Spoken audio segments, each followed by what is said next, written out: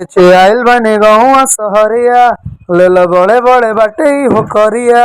बेचे आइल बने गौआ सहरिया, ले लो गोले गोले बाटे देख करिया।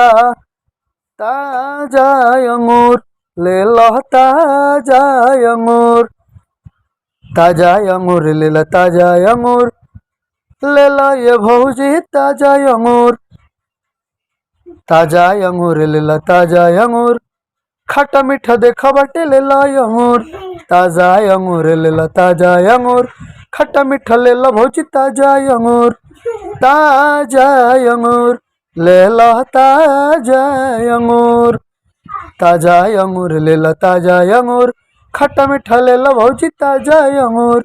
ताजा अंगूर ले लो ताजा अंगूर, खट्टा मीठा ले लो भौजी ताजा अंगूर।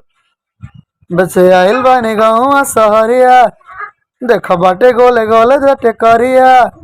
ताजा अंगूर ले लो ताजा अंगूर, खट्टा अंगूर ताजा अंगूर ले लो ताजा अंगूर, खट्टा मीठा ले लो भौजी ताजा अंगूर।